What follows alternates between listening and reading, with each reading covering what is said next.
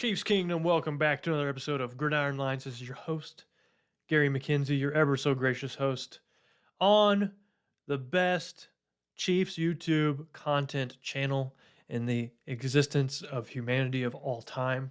However you want to say it. RGR Football. I'm not speaking about myself. I don't play much of a role in making this the greatest Chiefs YouTube content channel that ever has existed, but it's Ryan, Dan, and Seth. They all do a great job. I play my little role, but you're here because you're a smart Chiefs fan and you want to learn about this Chiefs wild card matchup versus the Miami Dolphins. So, this is a very interesting matchup, in my opinion, between two teams that have really struggled against good teams in 2023. So, the content of this video is going to be about the Chiefs playoff matchup versus the Dolphins.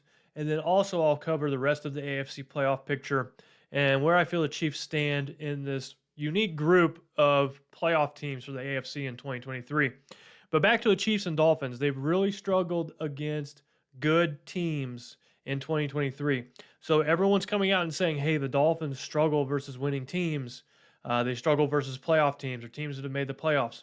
The same could be said about the Chiefs. So the Chiefs are 1-4 versus playoff teams in 2023, and the Dolphins are 1-5 versus playoff teams in 2023.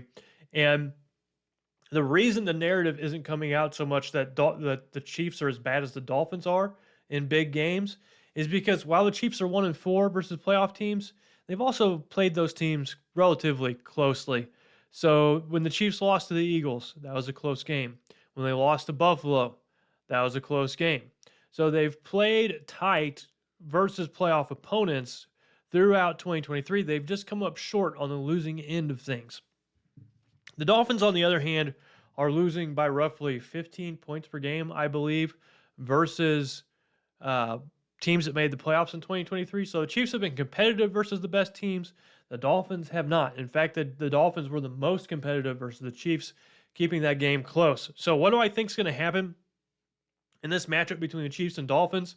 First of all, what's different between now and that game that Kansas City and Miami played in Frankfurt, Germany? Guten Tag, for those of you who speak a little German. But what's changed is that the Dolphins have had a massive number of injuries on the defensive side of the ball. I believe they have 15 to 20 players at this point in time who are injured on their roster. So they've been having to fill them with practice squad guys. That's not going to help the Dolphins in this game in Kansas City, which is going to be frigid, somewhere around 5 to 10 degrees last I checked. But there is one player that is going to be healthy for the Dolphins in this AFC wildcard matchup that I think is going to play a major role, and that is A-Chain. Dolphins running back, A-Chain. I can't remember his dang first name. First name A-Chain is a problem. And his yards per carry this year in the NFL have been unbelievable. He is a player that likes to break runs. So he'll break a long one versus almost anyone he's gone up against. But I think the Chiefs defense matches up well against a player like A-Chain, against a player like Tyreek Hill, against a player like Jalen Waddle. And the reason I say it is because the Chiefs defense might be from sideline to sideline one of the fastest defenses in the NFL. They're currently ranked second in important metrics in terms of points allowed, yards allowed in 2023. So they're number 2 defense in the NFL. And honestly speaking, I think they could have been better had the Chiefs not turned the ball over so gosh darn much. But sideline to sideline, the Chiefs defense has great speed. And I think if there's anyone that can kind of keep A-Chain in check, it would be this Chiefs defense. And that's the one difference that I'm most worried about between the game that took place in Germany versus the game that's going to take place in Kansas City whenever it's 5 to 10 degrees. So A-Chain to me is the player the Chiefs have to really key on. That's the primary difference, other than all of the injuries that the Dolphins have on both sides of the ball, majority of them being defensive side of the ball.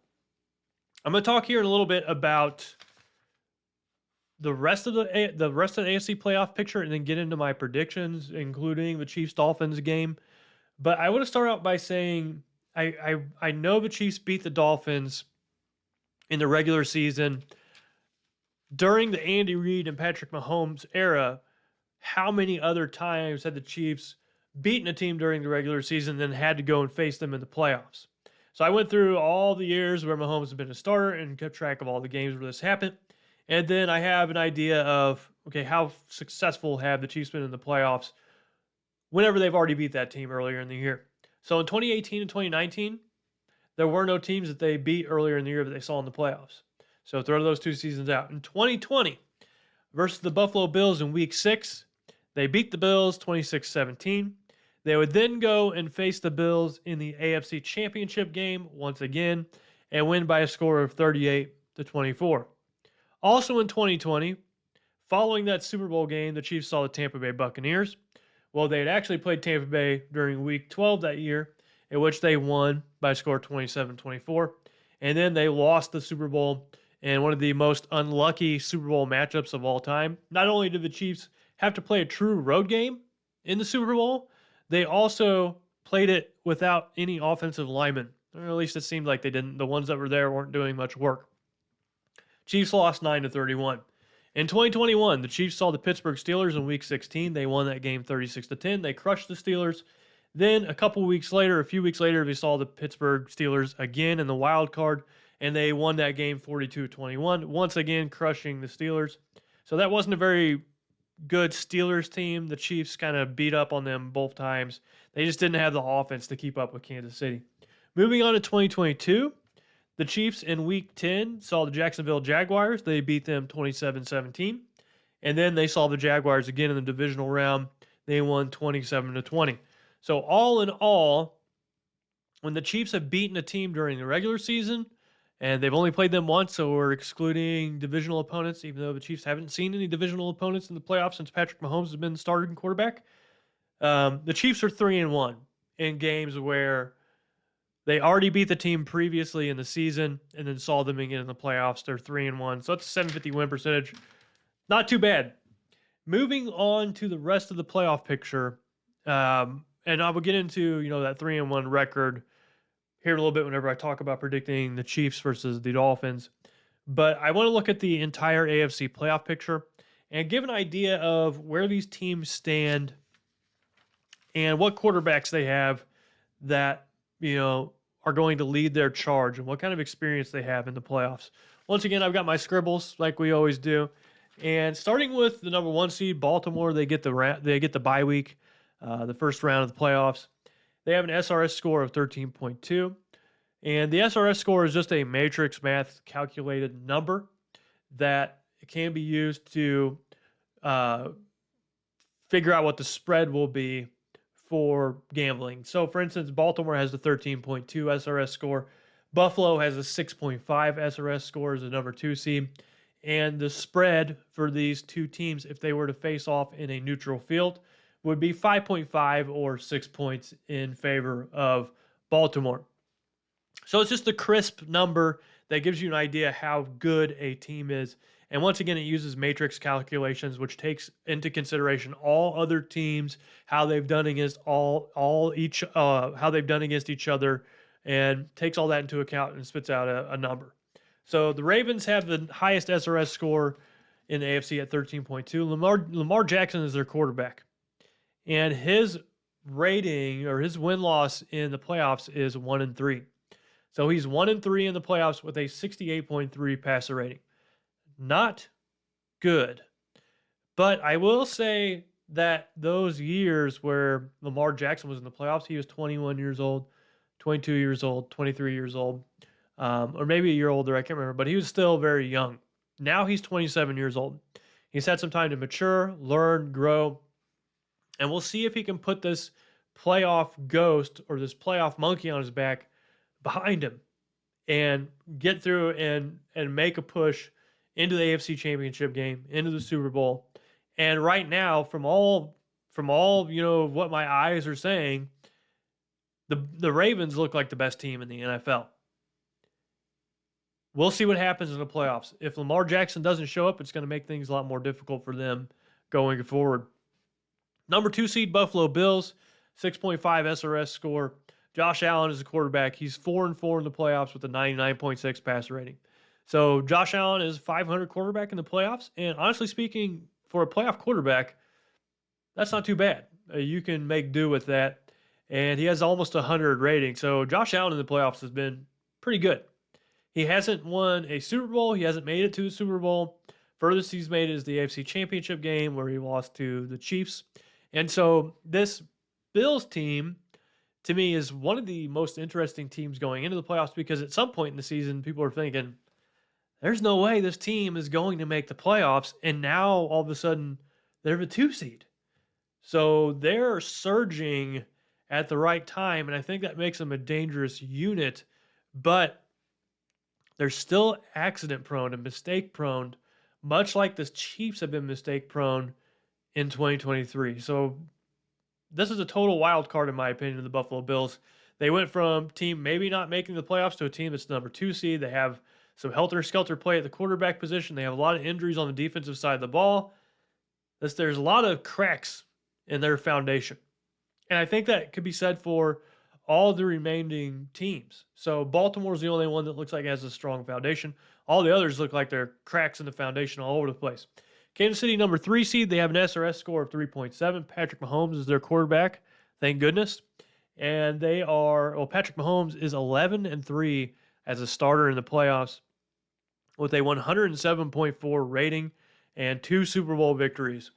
So just looking at this AFC quarterback field, aside from one quarterback, Patrick Mahomes has more playoff wins than all of them combined if you take out Joe Flacco.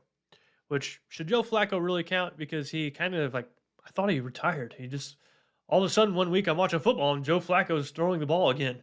It's like he just came out of nowhere, which is crazy to say because he's doing so well.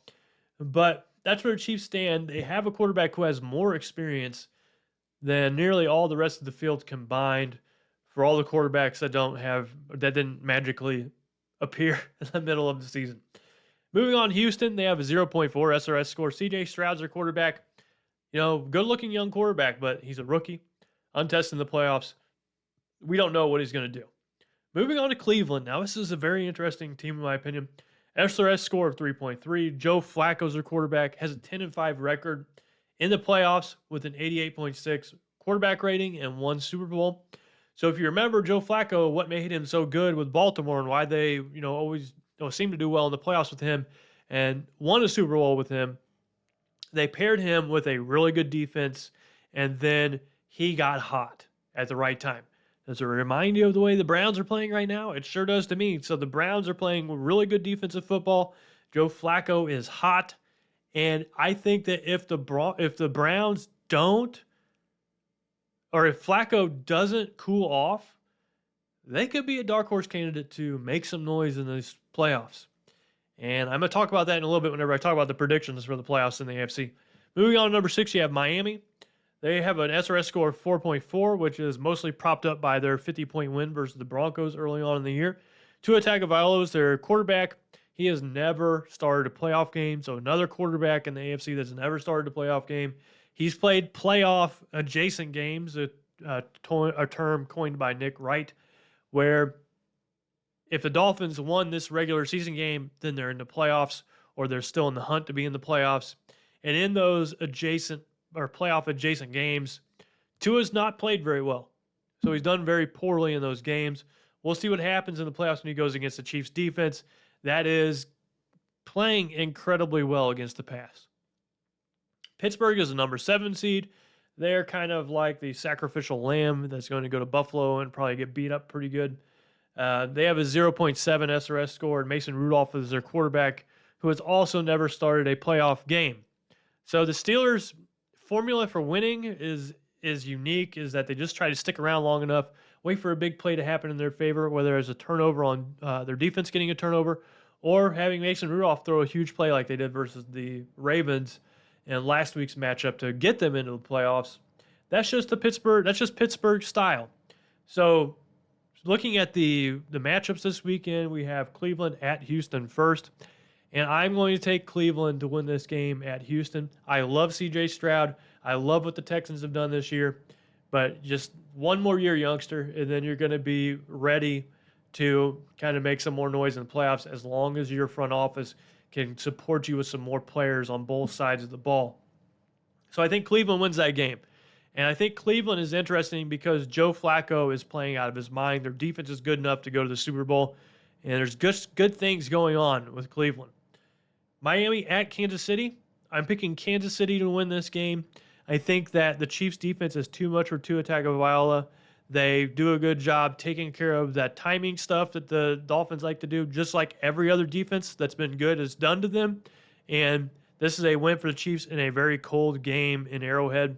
The Chiefs' offense, I think, found something out in their matchup versus Cincinnati. And it's something that we've been trying to say on this channel for a very long time, and that is just take what you're given. Instead of going for it on 4th and 2, 4th and 3, which I would have been happy that they did in years past, this season, just take the points, kick the field goal, let your defense do what it does. And we saw that versus Cincinnati. Browning is not a joke of a quarterback. He was playing pretty well heading into that game versus Kansas City, and the Chiefs made him look like a JV quarterback in the second half, pretty much holding him to nothing. So, the Chiefs offense, if they take care of the ball, they focus on running, and then taking care of opportunities when they get them, and then just scoring when they have those opportunities, even if it's just a field goal. If they kick 5 field goals, it's 15 points.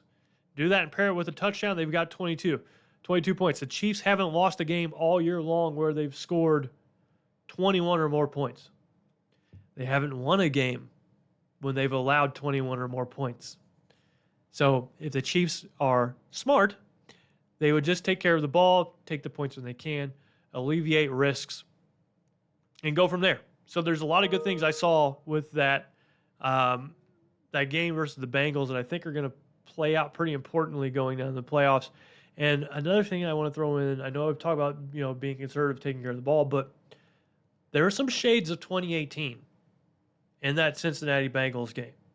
There are some concepts that they brought back that seem to be working.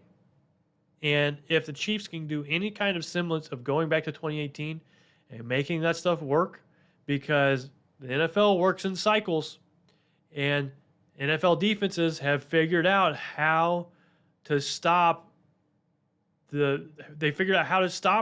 crazy deep passing offenses that the Chiefs had by forcing everything deep. So then the Chiefs started doing dink and dunk, and now NFL defenses are finding a way to stop that. That means the opposite of that equation is available, and the Chiefs can start going in that direction. And I think it was kind of maybe a little bit of foreshadowing seeing them do that against the Bengals. So then we have Pittsburgh at Buffalo. I think Buffalo wins this game handedly, but I will say that Pittsburgh might make it interesting because, like I said, their style of play is, hey, let's hang around in the game and let's make something happen, have some big play. Josh Allen likes to turn the ball over. So Pittsburgh might be kind of their poison there. I can't even think of the dang word I'm looking for there. It's their kryptonite. There we go. Fine. I had to think of Superman. Pittsburgh might be Buffalo's kryptonite because just the way they play. But Mason Rudolph starting that game, I don't think he's too far of a step back behind Pickett. I'm still picking Buffalo win that game handily. So that means the following week, Cleveland plays Baltimore. And there's something in my gut that makes me think that this is a coin toss game. And, usually whenever you have an intuition or a gut feeling, it's coming from a place of maybe somewhere in my subconscious, I'm crunching things and calculating things. And this is what I'm crunching. Joe Flacco is playing extremely well. He has a 10-15 record as a quarterback in the playoffs. He did really well with the Ravens whenever he was paired with a good defense. He'll be going up against his former team, the Ravens. It's a divisional game.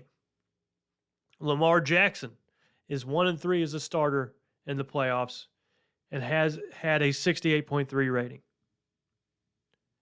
These are the things that are going on in the back of my mind that make me think this might be a closer game than what people expect it to be. On top of that, the Ravens will have rested for 2 weeks. That's a little bit of time in the NFL to get somewhat rusty. I am picking Baltimore in this game, but dang it if I don't want to pick the Browns. But I'm going with Baltimore. Then Kansas City would go to Buffalo the next weekend since both those teams won the wild card round. And this is where I did some more crunching. And I looked at times where Andy Reid had lost to an opponent during the regular season and then saw them again in the playoffs. And he has a 4-2 record in those games. So the Chiefs lost to Buffalo earlier in the year. But more often than not, Andy Reid gets the last laugh in the playoffs. So he got the last laugh in 2019 versus Houston. They lost to them in Week 6 by a score of 24-31. Then they beat Houston in the divisional round. Crazy playoff game. They were down 24-0. One of my favorite playoff games of all time. They ended up winning 51-31. They also lost to Tennessee earlier in that same season during Week 10 by a score of 32-35. And then they faced them in the AFC Championship game, and they won 35-24. And that was that awesome game where Sammy Watkins caught that touchdown in the fourth quarter, and you just kind of had this revelation as a Chiefs fan. Oh my gosh, they're going to the Super Bowl. This is going to happen. Another one of my favorite moments. And then also they lost to Buffalo in 2021 in Week 5 by a score of 20-38. So they got their butts kicked by Buffalo. And then that was the 13-second game where the Chiefs won the divisional round matchup by a score of 42-36. And so historically, the Chiefs are 4-2 whenever they've lost to that team during the regular season and they saw them in the playoffs. So that's a winning record, and I think the Chiefs continue that, which leaves me to a matchup of Kansas City at Baltimore, and I think that's where the Chiefs' season ends. They lose in Baltimore. Baltimore takes care of the business. They go on to the Super Bowl, and I think Baltimore, if they do make the Super Bowl, they're going to win it. But that 50-50 choice there. I think if Cleveland beats Baltimore and Kansas City faces Cleveland in Kansas City for once again another matchup at Arrowhead Stadium for AFC Championship game, I think Kansas City will beat Cleveland and go to the Super Bowl, and then it's anyone's game. But that's all I've got. So first round, Cleveland beats Houston, Kansas City beats Miami, Buffalo over Pittsburgh.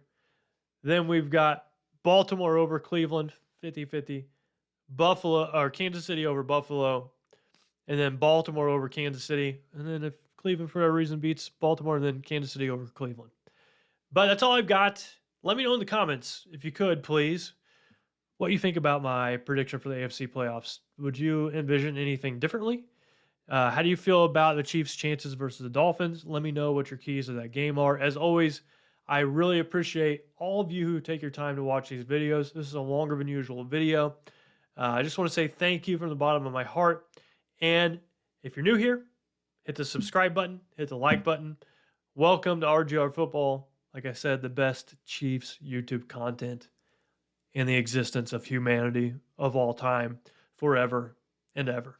But this is Gary signing out. Y'all have a good rest of your week. Take care. Thanks for watching this video from the team at RGR Football. Click these videos to see more and subscribe to RGR Football.